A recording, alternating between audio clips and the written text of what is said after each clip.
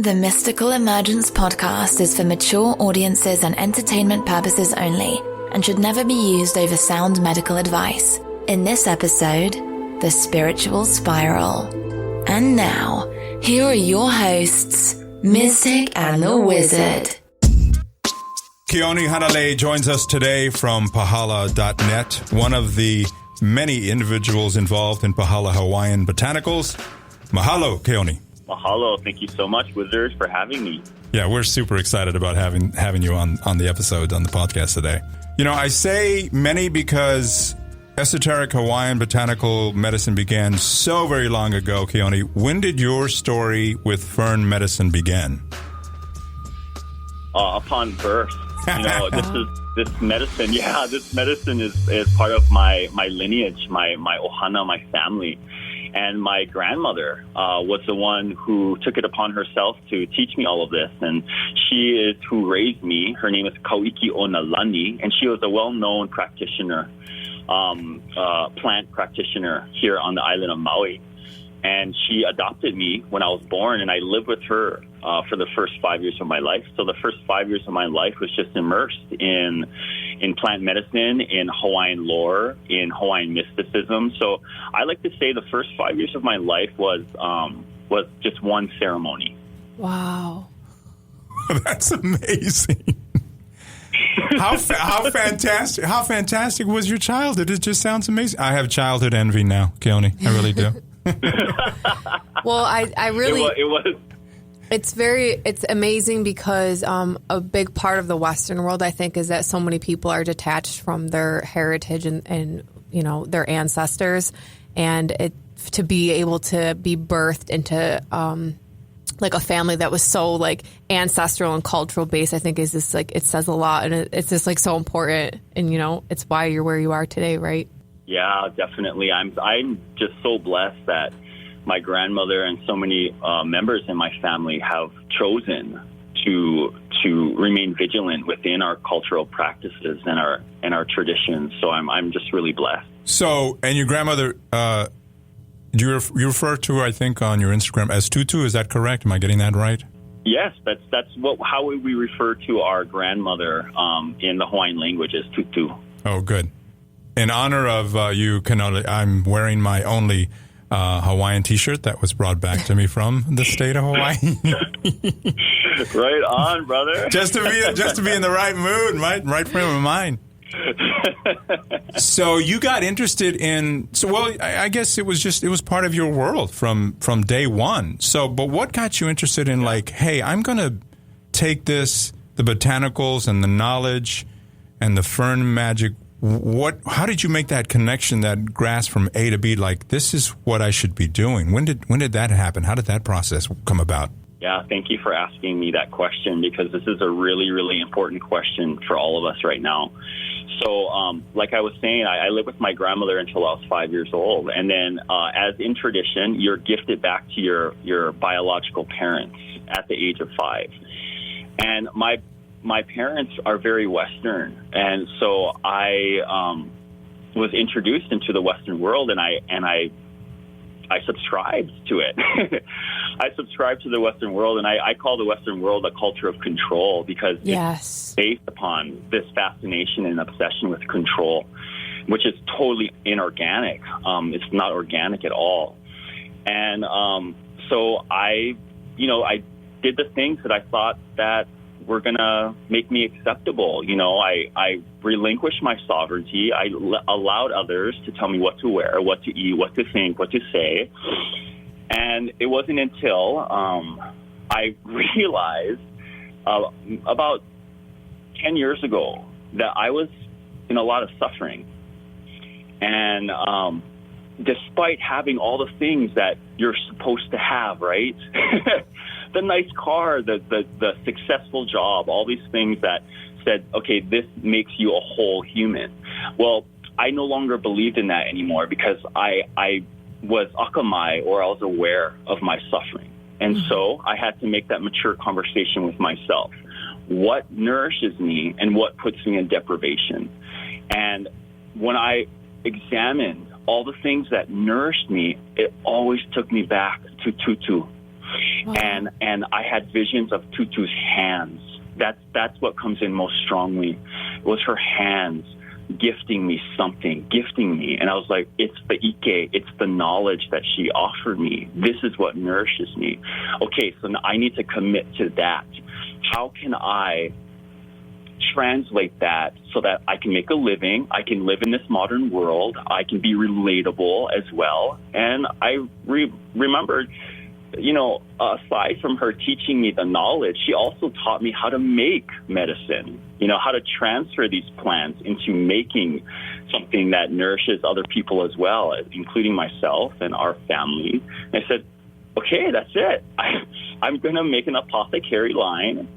And sure enough, this apothecary line, tinctures, oils, teas, this has allowed me to open the dialogue with many people so that we can have these really deep conversations, just like you and I are having right now. And I'm so grateful. Wow. That was like a really heart-hitting story. I think it's something that a lot of people are actually awakening to right now as well, because a lot of people are kind of realizing, okay, this 9 to 5, basically I call it like the illusion of the American dream. Like that's something that was sold to us. It's not real, and just keeps you in this hamster wheel of nourishing something else that is not yourself.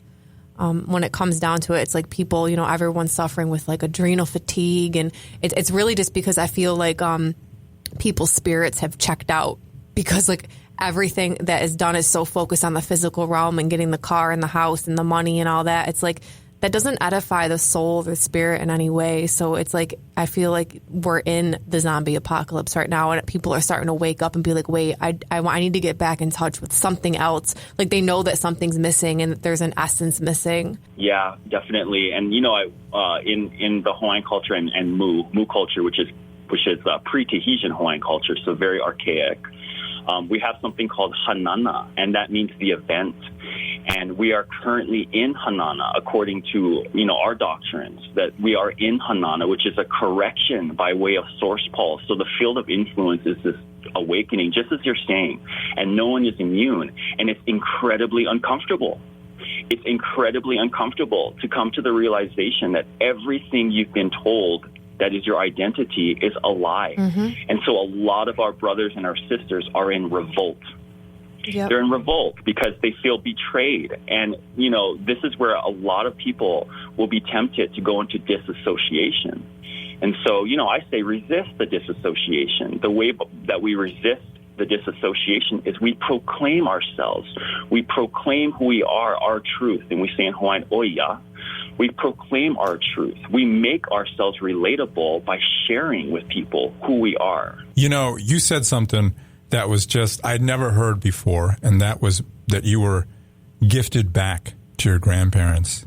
And I think that a lot of people in the Western world, if the grandparents have to take over the child rearing because of whatever circumstances, they, for the most part, not 100%, for the most part, they don't see that as a gift. They see that as a burden. And I just want to honor you for even bringing that to our awareness. That is such an amazing way to look at it. Oh, mahalo. Yeah, mahalo, brother. Can you talk to us about Fern itself, and why is this such a sacred and esoteric plant, and what kind of healing that you think this can bring to, in the individual, but in the collective as well? Yeah, definitely. So one of the first la'alapa'au or plant medicine ike knowledge that my tutu taught me is what we call pua'a ehu, and that is the power of fern medicine.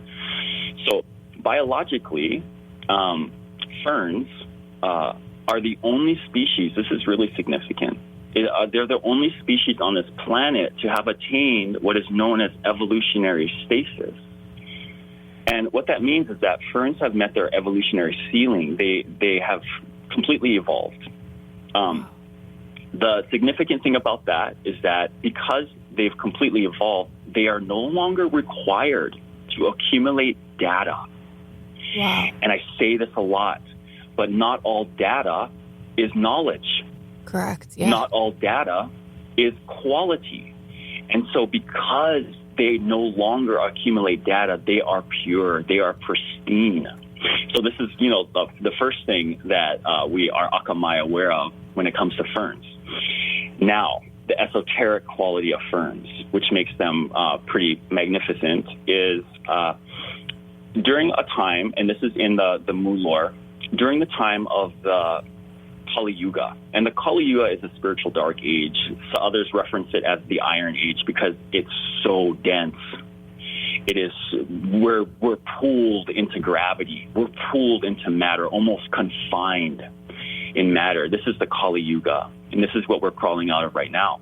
But when we transitioned into the Kali Yuga, there's commotion. There is a concern about the human emotion, because it was perhaps determined that the human emotion may be our kiakahi, our purpose here. It is so powerful. It is so magical. There's no words to describe this phenomenon, the human emotion.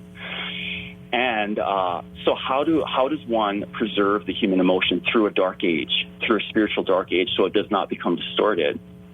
Well, the ferns volunteered to hold the human emotions because they cannot be corrupt. So they volunteer to hold the human emotions until the time would be hemolele, as we would say in Hawaiian language, which means perfect. Until the time is hemolele, for it to be gifted back to the humans so that it can be expressed in its totality. Wow. Well, now that you and I are having this conversation right now, this denotes, and we are in Hanana, the event, this denotes that the time is now hemolele. So Fern medicine is all about emotional intelligence. And emotional intelligence is a word that gets thrown around a lot, but not a lot of people really understand truly what that means. And emotional intelligence means that we are shortening the refractory period of an emotion, meaning they are fluid. They may express themselves freely. When this is allowed, we do not accumulate, inherit trauma, because trauma is stagnant emotions which are not allowed to be expressed freely. So Fern medicine is all about the experience, the expression, the inheritance of our emotions. What is your desire for your work, ultimately? I mean, what gives you, I guess, most joy when you get that feedback, when you see what your work is doing and how that Fern magic is helping people? That's a really great question. I love having dialogues when we can come to the realization that this is all very simple. That the logical brain, the analytical brain has really took us on this wild excursion, this looping, this pathological looping. And I find it really rewarding when we can talk about emotions, when we can talk about all these things that were once deemed complex, and everything is super simple. It's all really simple, and this releases people from bondage, because once we go into the simplicity of things, then we're in heart space.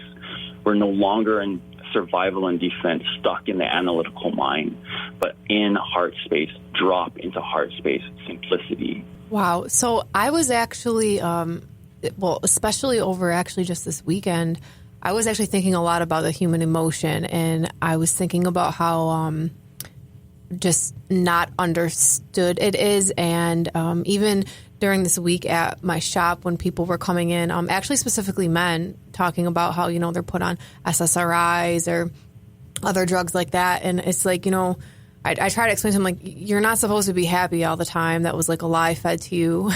But especially like for males, it's like you guys were taught so much to suppress your emotion. It's like, if you're emotional, you don't be like an over emotional woman. So it's like saying like, derogatory towards a female for being in touch with their emotions. But then again, you're not a male if you are in touch with your emotions. And this is like created, I think, mass depression really in the society for males, just because they're constantly having to suppress their feelings in fear of something, of what? It's just like I try and tell people, it's like, everyone wants to say like, fuck the patriarchy, but like the patriarchy isn't males. That's a system that was put into play that also suppresses males. It's just in a different way. So it seems like Fern is something that can actually, like, I mean, having that kind of energy running through your body through ingesting it, it would be like bringing, I want to say maybe like homeostasis, or bringing awareness back to like the true emotional state that we're meant to be in as spirits experiencing a human, like the human experience. Yeah, beautifully explained, sister. Thank you so much. Definitely with the situation with the male avatar and the masculine entity is it's immersed in insecurity because the masculine has been ordered to perform, and therefore all these really, really beautiful expressions of the masculine entity has been suppressed. And so there's deep insecurity. And, insecurity will manifest itself as conflict, as violence. And that's what we see playing out right now. You, on one of your postings, Keone, you were talking about the masculine and the feminine. And if you could expand on that some more, you were saying that that's within, both of those elements are within all of us, not just you're either masculine or feminine. Can you expand some more on that? Definitely. And, I'll just to kind of segue into that, ferns are biologically asexual. They reproduce by way of spores, but they are energetically masculine or feminine. So we have 103 native Hawaiian ferns that correlate to 103 human emotions. Wow. There are 51 that are energetically feminine, and there are 51 that are energetically masculine, and there is one androgynous fern, and the androgynous fern is the bridge. Oh. Amazing.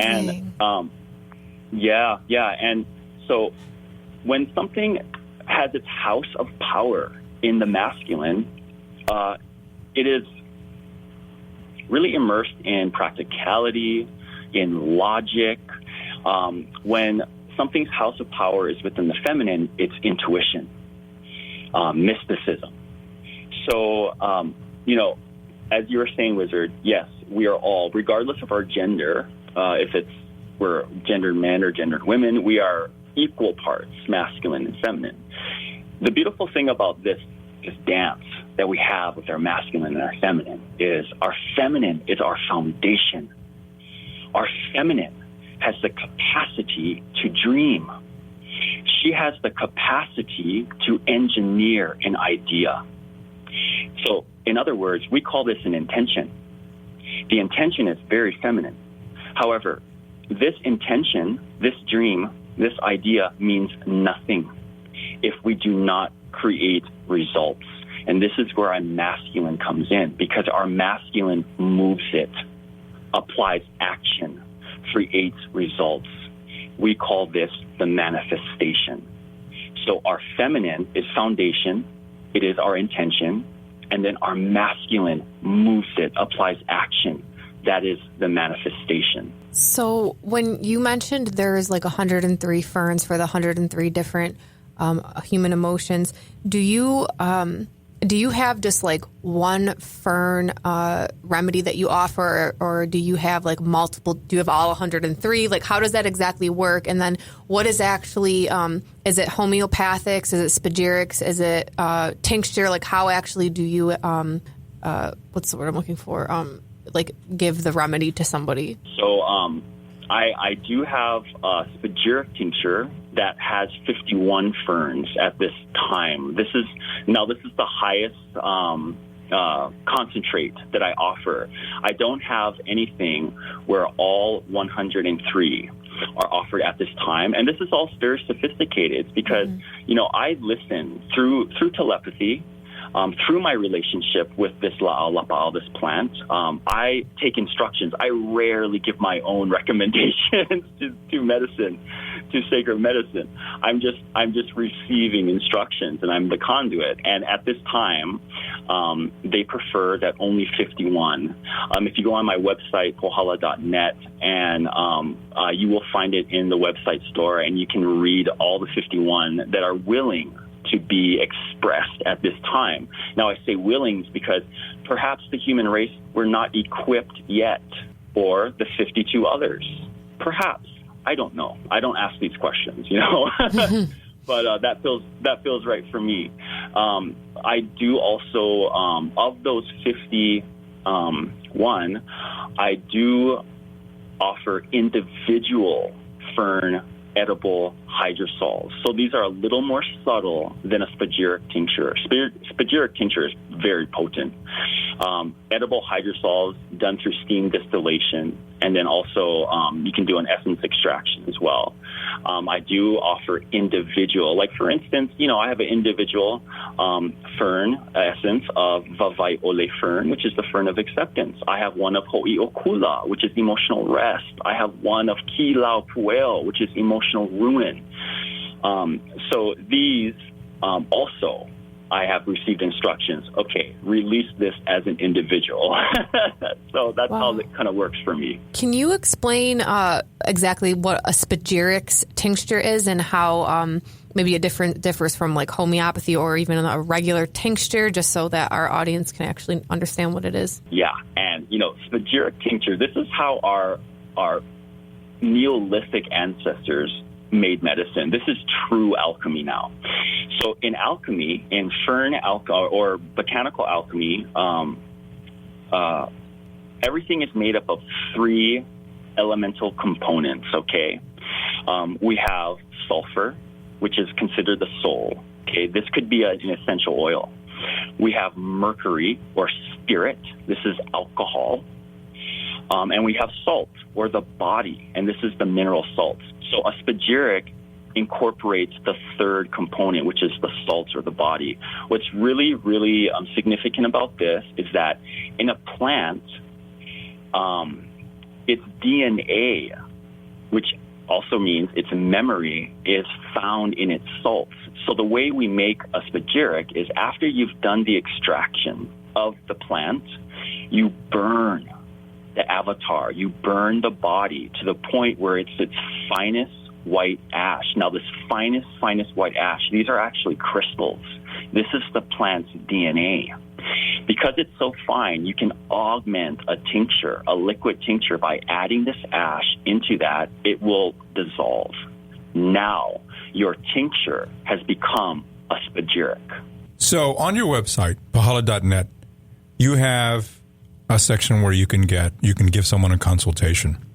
How does that go about? Yes. If someone were to come to you and say, well, I have no energy. Do you take some of that at face value, but do you go more onto what the fern is telling you through being this conductor of information to help these people? Oh, yeah, great question. Yeah, it's the fern. It's definitely the fern. If I've worked with someone for some time and I've understood their field to the point where I can, as you said, face value. But in initial consultations, I rely on the ferns. Yeah, and it's mainly because, when I'm participating in someone else's field, it takes some time to integrate and to feel into that. But for me and my relationship with the ferns, it's so precise and it's so pure. And as I said, I work as a conduit. So, when they have dialogues with someone outside of me, it's filtered through me. And it's a language that I definitely understand. When you were growing up with your tutu and gaining that knowledge and information and that influence, who else was in your life when you were young and also when you were getting into this? It was an influencing force. It was very interesting. My upbringing was very interesting because I was exposed to mainly all women and elder women. So it was my tutu, it was all my aunties, it was all the distant relatives, all the elder women. And this is really interesting, but my tutu, she had a talent, and many people came to her for this, but she could tell if a woman was hapai or pregnant. She would put her left hand onto the woman's stomach, and she would determine the sex. She would determine qualities of this child, and then if you wanted to, she would also be able to gift the name of the child. Wow. And by the time my mother was pregnant with me, my tutu had been doing this for over 50 years. without error. Wow. Of course. And when she put her hand on my mother's belly, she said, "Wahine, girl." And so when I came out a boy, everyone was shocked. But my tutu was not shocked because what she was feeling was my feminine resonance. Wow. And, me coming in now during Hanana, during a feminine shift, this is all Ho'ailona, or this is all signs. And that's why she took me in. And that's why I was with all the women, is to cultivate a gendered male, to usher in this message of Hanana, of the event, of emotional intelligence. And, this is my personal kiakahi, my purpose. I have such goosebumps right now. Your whole story is very overwhelming in a positive way to me. Like, this is it's just like, it's so nice to hear this. I guess it's just so nice to hear your story of somebody who's still connected to their culture and then really trying to cultivate that and bring that to the public. Especially just because, I feel like being born and raised in the Western world, it's like there's such a loss there, and I see this movement happening of people trying to go back to their roots. So to be able to be born into your spirituality, and then even if there was a time period where you stepped away, it's you go back to where this is where I left off, and you keep going. Yeah, definitely. And even when I was gifted back to my parents, and my tutu, she was akamai, she was aware of what was happening to me, that I was subscribing to the culture of control. She never would have allowed this if she knew this wasn't for my nourishment. Because from one day until 5 years old, being immersed into ceremony, I would not be relatable to the outside world. I could not be relatable, and I would not relate.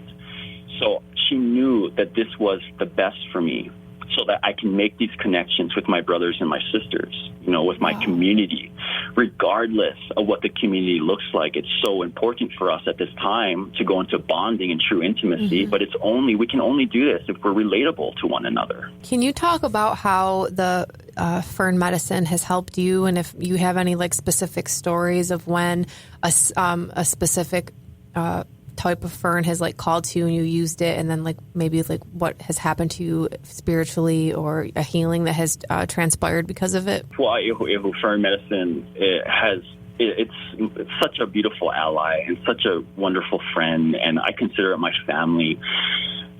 When I decided to no longer subscribe to the culture of control, one Fern in particular was extremely, extremely supportive. And I kind of mentioned it a little earlier, but it's Kilau Puel, and it's the Fern of emotional ruin.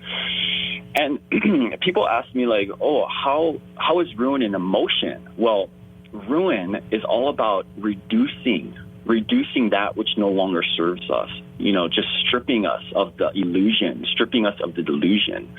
And ruin can be incredibly uncomfortable, because our identity is collapsing. And this Fern greatly, greatly helped me to honor my truth and to be able to determine the lies. And, it for many other people, ruin seems like such a harsh word, but it really means transformation. It really, really means transformation. And through the whole time, and this Fern is energetically masculine. And through the whole time that I was just being reduced, stripped, I felt the essence of this Fern embrace me, and it would say, I do this because I love you. Wow. And I felt completely, absolutely supported.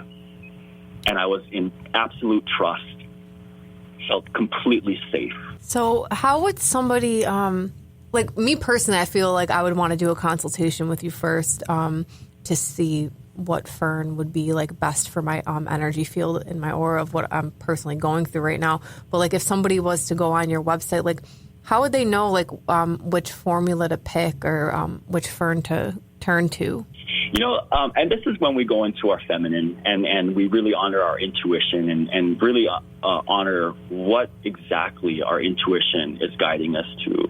And, I feel like that's truly the initial step is to go at it with your own intuition. And if you need support, if you really need support and guidance, yes, I'm here definitely for consultations.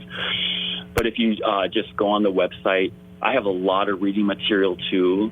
You can just read some of the reading material. You can go on the store and read the power of the individual ferns and just see what really resonates on a really private, intimate level. And if there's still just uncertainty, please, definitely reach out to me, and I can definitely make that connection for you. You have mentioned when we were talking off air about social media, because Mystic and I are in the East Coast and you're in Hawaii, obviously. How is that? Yeah. Does that sometimes, because it even blows my mind, does that blow your mind sometimes that you're working with such the alchemy of the fern, but yet we're in the social media world? How is that just, I guess, advancing or expanding in your world? Could you explain that and kind of give us a little window into how that whole process is going for you? Yeah, definitely. And, this is just another example of us now. This is a feminine shift, but this is also us coming into the Aquarian age. And, all these electronics, this media, everything that's connecting us, this planetary web is connecting. This is the Aquarian age.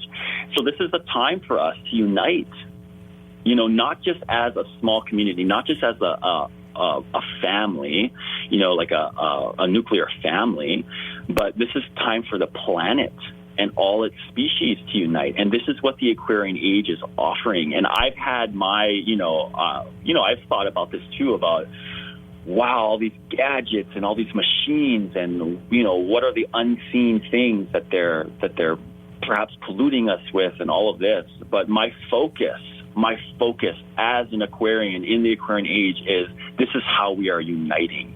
So we can overwhelm all of that pollution with this sense of bonding and true intimacy. So this is a really, really exciting time for sure. Yeah, and I think that this is why the fern stood so much out to me, because how you said that it's no longer collecting data.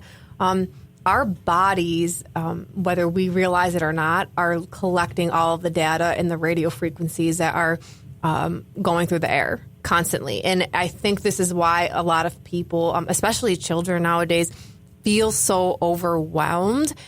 Even if we are sitting in a room with the radio off, the TV off, our phone off, we are still receiving data because it's going through the air, and our bodies are these antennas. Especially our heads and our hair, like those are antennas, and it's going into us, but we're not realizing it, but subconsciously it's there. So having an essence of something in our bodies that actually has not collected the data over the last however many years, I feel like that's like really, I don't even know the word. That's like mind blowing to me, because that feels like it's something in such a data heavy society. We need something like that to bring us back to center. Yeah, it's an antidote. It's the antidote to the synthetic force. It's a pure organic antidote to the synthetic force, for sure, sister. Can you talk more about Mu? You mentioned Mu earlier. How is that in our world, affecting our world, even those of us that don't know anything about it? Explain what it is and how it impacts us. So, in the Pacific, you've heard, many people have heard of Lemuria, Mu. So the way it was told to me from the elders and from my tutu is Mu culture is one of the first civilizations. And so I have to start with the founding of this reality. So, we have nucleus, okay, or the singularity. Some people call it God. We call it Kamea Nana Ihana. And Kamea Nana Ihana is all love. It's all love. However, there came a moment where Kamea Nana Ihana said, wow, I would love to give and receive love as well, not just to exist within it. So, Kamea Nana Ihana separated itself from itself so that it can love itself, so that love can be self-reflective, and thus this consciousness, this reality was born. And so a great purpose of this reality is what we call Aloha Ma, self-reflective love. So the first civilization of Mu culture was an experiment. Okay, it was an experiment of Aloha Ma, of self-reflective love. It was to express the energy of Kameānana Ihana, express the energy of God in the physical, in matter, in the animate world. So this animate world is incredibly purposeful and meaningful. And it's always really shocking to me how so many people, wake up in the morning thinking that this is a burden and that they want to hala, they want to leave, they want to go, disappear into spirit when this animate physical world is extremely purposeful. And this is a gift so that we can express the energy of Kameānana Ihana into the physical. Of course, we do this by way of art, music, dance, these phenomenal things. And that, brother, is Mu. Wow. Well said. That's amazing. You mentioned the culture of control a couple of times, and I think a lot of us that hopefully are aware maybe have never labeled it that way. We, think of it at the rat race. This is what my mom and dad did. This is what society expects of me. How do people incorporate Fern into their world, not only through your products, but also just in a daily lifestyle? Because I've seen many of your Instagram postings, and you'll have I assume it's the ferns on your physical body. How is that? Yeah. How is that transforming? How is that helping us to advance spiritually, emotionally in this world? Yeah, and I'm glad you bring this up, because although I make the medicine, I make the tinctures and the teas and the oils. Fern medicine, the power of ferns, it's quantum. It's in the ether. It's in the field. It's all it requires is our presence, is recognition. And that's what my tutu would tell me. She says, boy, all that is required is your presence. This is your quality.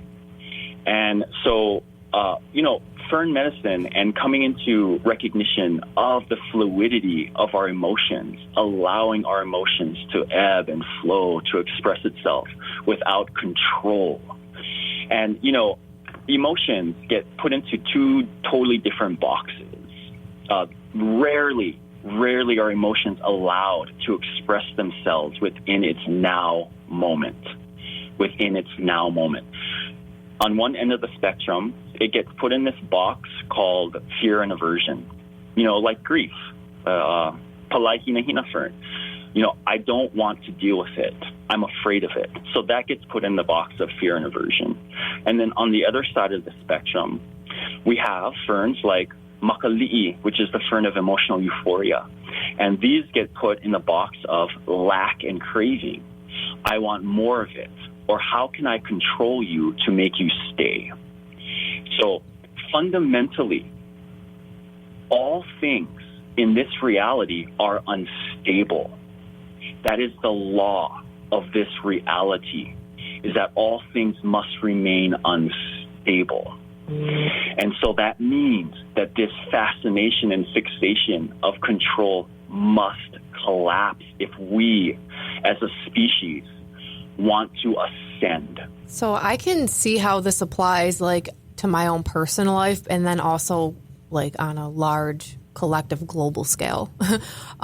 Even recently in my life, I've realized so much how control is such an illusion, and it's the more I try to grasp onto things and put boundaries on it or boxes around it to try to have some type of control, the more suffering is present in my life.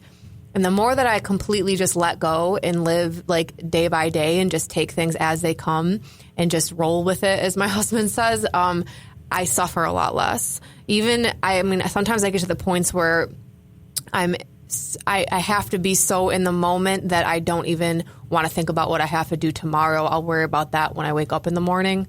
I think it's like, and then it's like you live in a society where it's like, yeah, you're supposed to check in with someone every day and do this on a daily basis. So it's like finding the balance in that is hard, because I feel like so many people are unplugging from this like 3D matrix, right? Like we're trying to unplug, being plugged into this wall. And how have you found like balance in that? Especially, I mean, it seems like Fern is another, yet another thing that it can help with. Before when I was in the culture of control, a job that I had for 7 years was I was a kindergarten teacher. And although it was rewarding, but at the same time, I realized that all I was doing was teaching sentient beings how to imitate and how to obey. Mm-hmm. Yep. And that was a huge, huge awakening process for me. Is like, wow, this is the culture that we live in, is that we are being taught to imitate and to obey. Mm-hmm. And so I began by making my ho'okukala, or my proclamations of my sovereignty, of my truth, knowing very well that it would be a violation to this current narrative. Because our truth and our sovereignty, as unique, wild, mysterious, precious as it is, it will not be compatible. So that I had to be akamai aware of, first and foremost, to no longer require the confirmations, the validations from others. And then also to know and to realize that there will be shaming, there will be rejections, there will be condemnations, and there may be retaliations. But that is no longer any of my concern. I have a kuleana, a responsibility to share my truth, my oya, to tell my brothers and my sisters of who I am, right? That's the feminine. I'm going to tell you who I am. I'm going to proclaim it. And then I'm going to tap into my masculine, and I'm going to show who I am. I'm going to create results. So amazing. Even so, I have a son who's going to be 4 in a couple weeks, and I have not parented like most society would consider parenting. Like I'm not really one for. I don't want to put a box around my son at all. And however he feels to express himself, or if he, people, that's nothing to cry over, don't cry. That will never leave my mouth towards my son. I want him, even if he's crying because it's something that I don't think is worth crying over, to him in that moment it is. And I try to just let him do that. And I'm not somebody to overcorrect or to, I get shit all the time because it's like, oh, well, you're not, what's the word I'm looking for? Not scolding, but you're not disciplining. You're not disciplining your son enough. You don't do, and it's, to me, it's like, but what is discipline him to what? To what I think that he should be, to conform to this society that I myself I'm trying to unplug from right now. Like I don't want to squander his spirit down, and I feel like children, that is when they are the most, the younger you are, the closer you are to source, the closer you are to spirit. It's like you haven't been programmed yet. And it's like, I feel like my job as his mother is to keep him unprogrammed as long as possible. Yeah, that's beautiful. I'm so happy that you've chosen this path with your child. And, allowing free, organic, true expression of a child is so important right now, especially with this new wave of children coming in. We call them the homo novus children. The difference between homo novus children and people our age and older is that homo novus children do not process anything through the brain. Everything is being processed through the heart.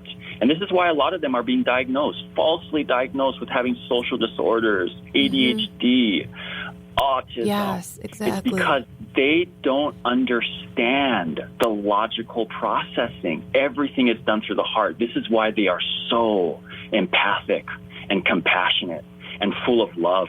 If you've ever seen a 5-year-old pick up a leaf and stare at it for 30 minutes, you know that child is having a dialogue because they are in heart space. It's amazing. My son, recently, he just started this, and I don't do this. So he had just took it upon himself to understand to do this.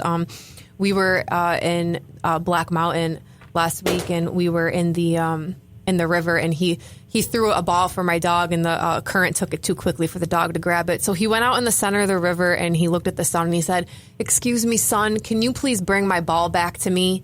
And it was like the most purest thing. And he was sitting there waiting, and then like the next day we were walking on a trail, and I saw another tennis ball. I was like, "Look, Malachi, the sun brought a ball back to you." And then even just a couple days ago, my mom took him for a walk, and he picked this really big hibiscus flower that he found, and he took the flower and he talked into it like it was like a telephone. Like he talked into it, and he goes, "Excuse me, flower, I really miss Jojo. Can you bring him to me? Thank you."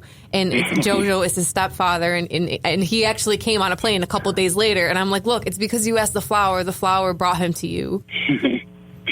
That's awesome. It's just amazing watching, because I didn't teach him that. Even like when we do go out in nature a lot, and it's like when I was sitting under a tree meditating one day, and he was at the tree touching it, talking, and he told me, "No, Mama, get up. You have to touch the tree. You have to come over here and touch it." And I said, "Okay." And I went and touched the tree. And I got to listen to him. He apparently knows more than I do, We're so blessed that they have chosen to come now, these children incarnate. And it's from this point on, just really monumental, beautiful shifts returning to nature because of these children.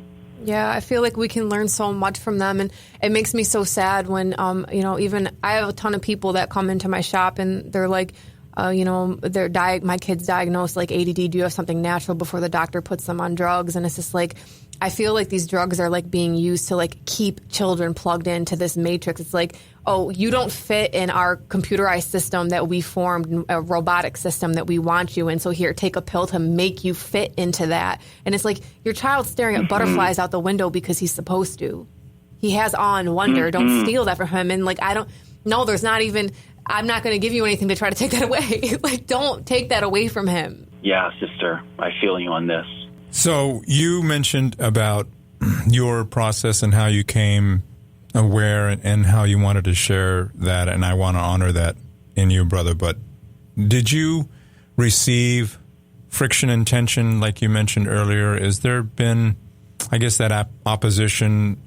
And how do you handle that? How do you maneuver through this digital world when you are so connected to the real world? Yeah, I have received, and even from my community, from the Native Hawaiian community, because, a lot of what I speak of is considered huna, or secret, or kapu, and forbidden. And, but I, as a sovereign being now, made the decision that the time is hemolele, the time is perfect for me to start sharing this, because this is so important for us to be akamai aware of, so that we can all make our shifts. What I do is, as I was saying before, I will simply just proclaim my truth, my oya, without any expectation for anyone else to validate me. And I've noticed, brother, that this has deeply inspired people. Now I have Native Hawaiian people who once were condemning me for talking about some of these things, to now feeling inspired, and I see them now sharing their family's oya, their family's truth, their lineage, knowing, the time is hemolele, isn't it? It's time for us to share. And like my tutu, my grandmother would tell me, she would say, "Boy, don't be greedy. You cannot possess this knowledge. You must share it." No, I think I just fell in love with your tutu right now. Yeah. Yeah. Can you talk to us about the nucleus of the Great Spiral? Yes, and that is, the singularity, and that's, as I was saying a little bit earlier, kamea nana ihana, that's from what all things have birthed from. That what we know of the nucleus of the spiral, truly, in this reality, all we know is that point. Some people call it the Big Bang, but we call it when the nucleus decided that it wanted aloha ma, self-reflective love. So it had this explosion, so it separated itself from itself, so it could love itself. And I'm happy that you brought this up, because I forgot to mention, the 103 ferns, the most common question I get is, what is the Fern of love? I want to collaborate with the Fern of love. That's the one I want. Okay, so there is no Fern of love.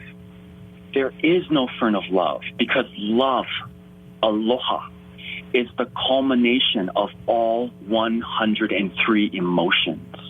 Until we honor the 103, we truly do not know the totality of aloha. And this is purposeful because the immensity, the power of love is so colossal that it would collapse this reality. Our human body, the avatar, could not hold it. It would collapse. So this is how we ascend. And in Tibet, they call this the rainbow light body, is when we've accumulated all our emotions, we ascend into color. So it's very, very similar to the Mu, how once we've honored, accumulated, integrated all 103 emotions, then we enter into the totality of aloha, and that's when this reality will collapse. This is probably one of the most profound messages I've ever heard, because so many people are searching outside of themselves for love, and they have this definition that love is like absence of sadness, or it's like they know that love is they don't know this. They think that love is absent of a lot of like painful feeling emotions. But what I've come to experience is that like in moments when I like miss my husband when he's not here with me and he's away, in that sadness, that deep, deep sadness I feel in my heart, I'm experiencing love. And when there's tension between us and there's he's triggering me about something, in that trigger, I'm experiencing love because I'm loving a part of myself that I'm uncomfortable with.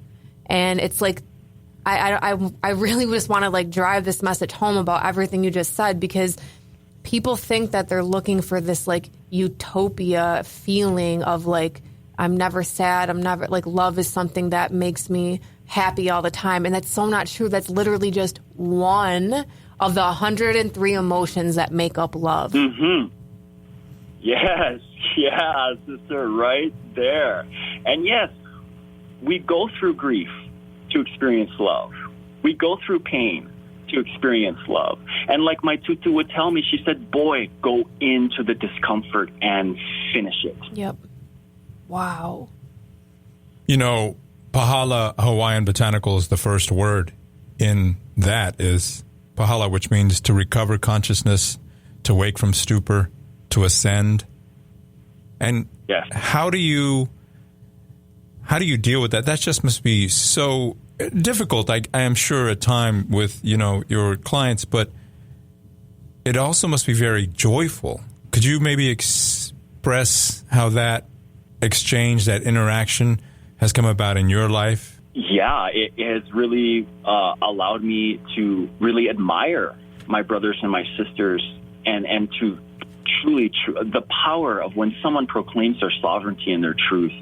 This is when you see someone as an ancient being, and it fills me. It just fills me with so much aloha. It's really, really miraculous. And I'm also saying this on a very personal note as well.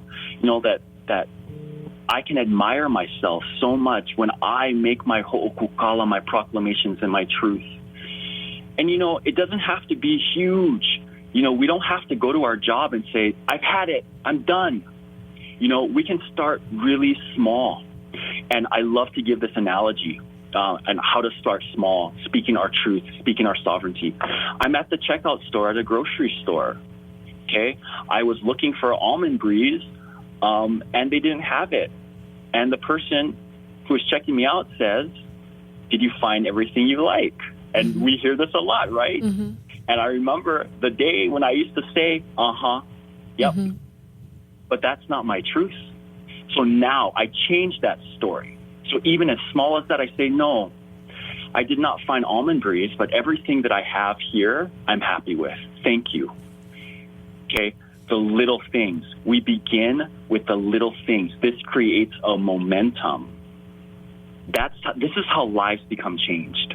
That's true. I recently just started doing that a couple months ago because I caught myself. I was like, why do I keep saying yes? When, like, what am I afraid of here? Like to cause somebody to feel uncomfortable that like I didn't find. Yeah. Like I started questioning myself. Like, why do I always say yes if the answer is no? Like I always go way into my head. Like what is the cause of the root cause? What am I really doing here? like the whole drive home, I'm overanalyzing myself. But I feel like I'm always in Phoenix mode. Like I'm always breaking everything down and rebirthing myself. So I caught me and I'm like, I'm gonna stop doing that, and I have since then. You know. Yeah, and then we're more equipped because it becomes more organic when we have to have these mature conversations with especially people we love, and we can say, this does not nourish me, and so I will not engage. You know, really, really heavy conversations like that.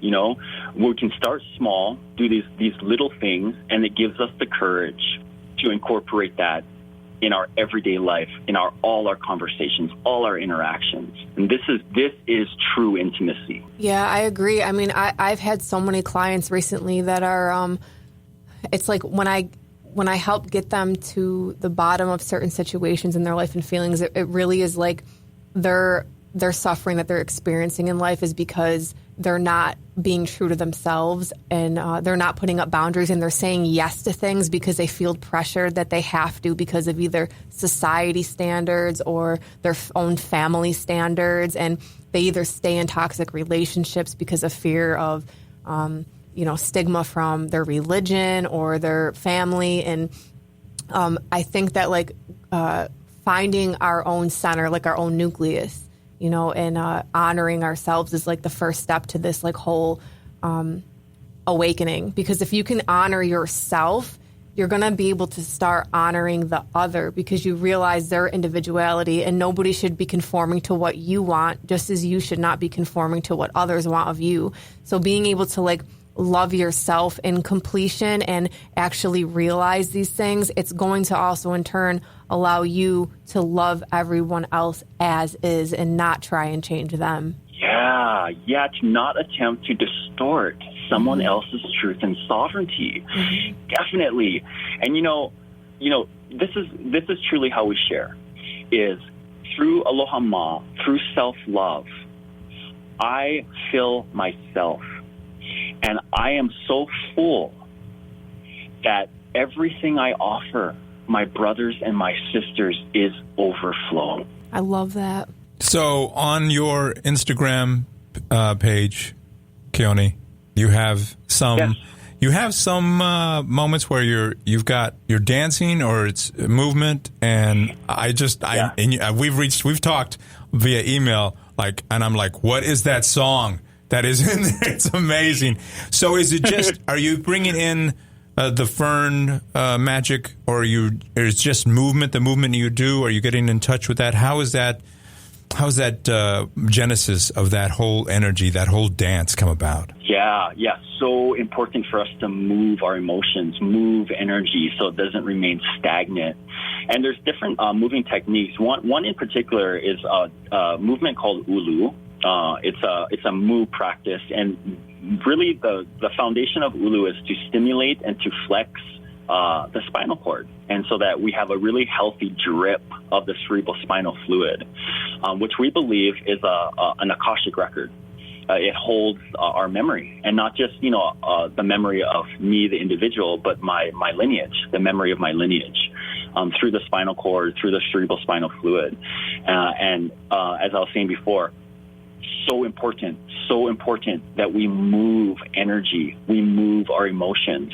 And I'll use several songs. I'm pretty akamai. I'm very aware of the different notes and tones in songs, because these notes and tones, of course, stimulate our nervous system, our DNA, the X chromosome, the Y chromosome, like feminine, F flat, G sharp, masculine, B flat. These resonances really invigorate those different chromosomes in our body, and it can be very, very sophisticated when you begin to explore just how powerful sound is. And that the mystic Edgar Cayce even said, the future of medicine is sound. And I can definitely attest to that. After I do a movement practice, oh my gosh, I am feeling so good. I'm floating. I'm less confined to gravity. My cells are oscillating. Do you have anything on your site? I mean, how do people get in touch with that?